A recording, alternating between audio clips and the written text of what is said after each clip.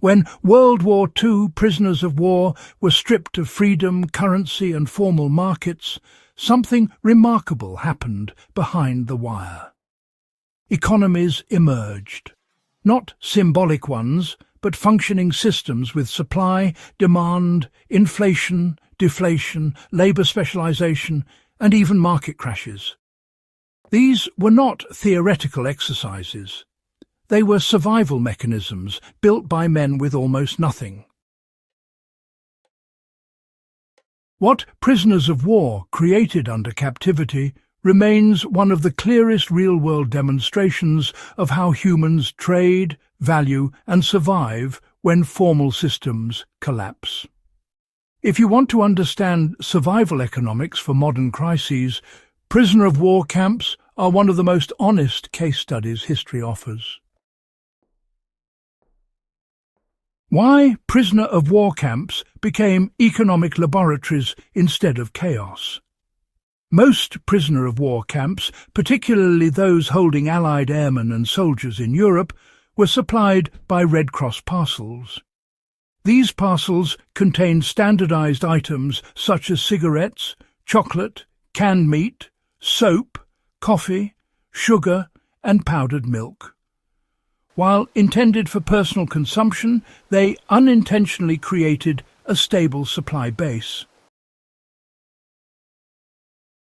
Because nearly every prisoner received similar goods at predictable intervals, barter could function without immediate violence or hoarding. Markets formed organically. Prisoners quickly learned that consuming everything immediately was short-sighted. Goods held future value. The first lesson is, well, foundational. Survival economies only stabilize when participants trust that tomorrow exists. In modern crises, panic destroys markets faster than scarcity itself. How cigarettes became currency and what that reveals about value. Cigarettes famously became the de facto currency in many World War II prisoner of war camps. Not because they were essential to survival, but because they met key requirements of money. They were divisible, portable, widely desired, and relatively consistent in quality. Prices emerged naturally. A tin of meat might cost several cigarettes. Laundry services, tailoring or tutoring could be paid in single sticks. When cigarette shipments increased, inflation followed. When deliveries stopped, deflation occurred and trade slowed. This matters today because, well, it demonstrates that money does not require government backing to function. What it really needs is a shared belief in value and exchangeability. You know, in modern disruptions, items that are consumable, familiar and divisible will almost always outperform luxury goods as barter tools. How, then, did specialization replace brute survival instincts? One of the most important developments in prisoner of war camp economies was actually specialization. Prisoners with mechanical skill, for example, repaired shoes. Others tailored uniforms, brewed illicit alcohol, taught languages, or organized entertainment. Not everyone traded goods. Many, in fact, traded labor. This specialization, quite remarkably, increased overall survival. Instead of everyone struggling to do everything poorly, individuals focused on what they could do best and simply traded results. For modern preparedness, this is a critical lesson. Skills often outperform stockpiles. In prolonged disruptions, being the person who can fix, teach or organize creates long-term value and, social protection. In the absence of formal law, reputation became currency. Prisoners who cheated or reneged on trades were quietly excluded from future exchanges. Word travelled fast in confined populations.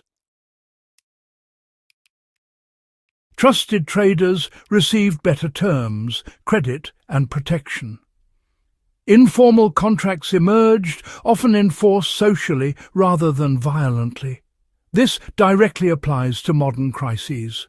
Communities that maintain trust recover faster. Individuals who act fairly gain access to shared resources. Short-term exploitation may yield immediate gain, but honestly, it destroys long-term survival prospects.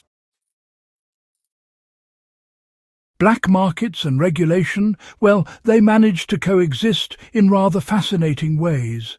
Camp authorities often tried to clamp down on trade, but, markets just kept popping up anyway. What's truly interesting is that in many camps, prisoners themselves set up their own informal systems of regulation.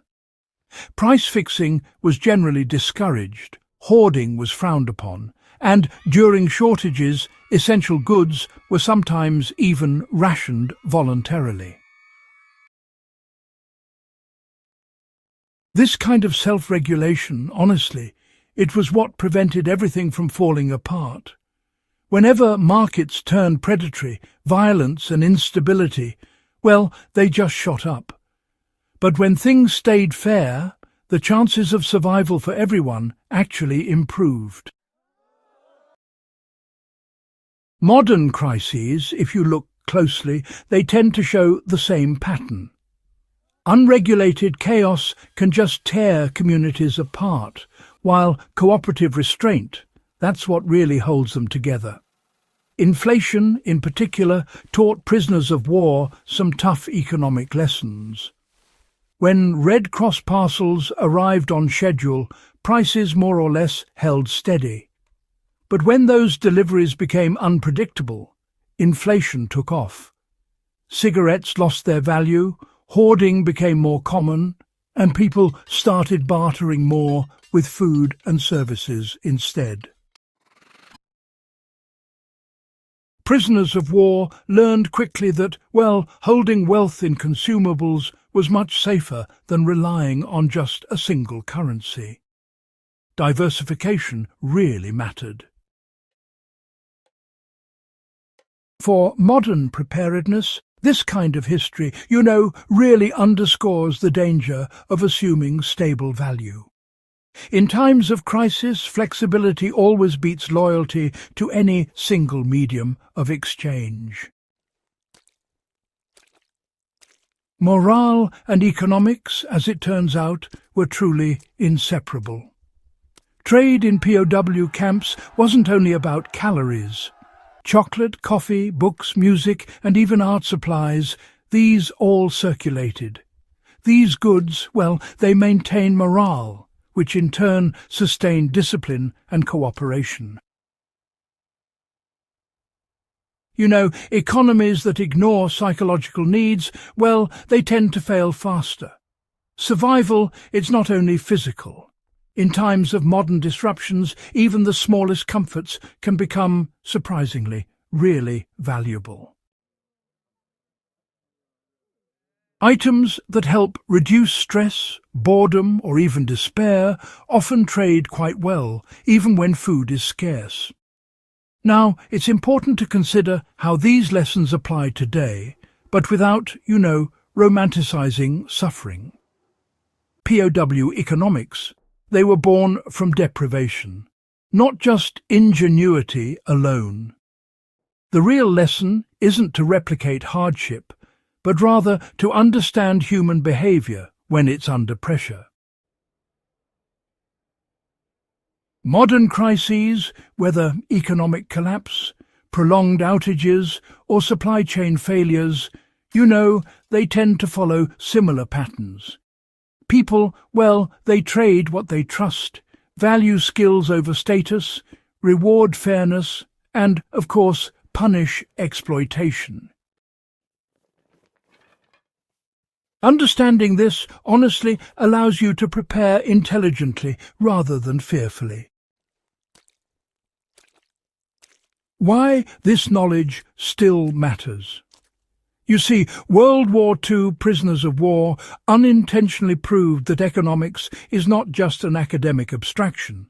It's a survival tool shaped by human behavior, trust, and adaptability. If you understand how value forms when systems fail, you're so much less likely to panic, hoard useless items, or isolate yourself unnecessarily.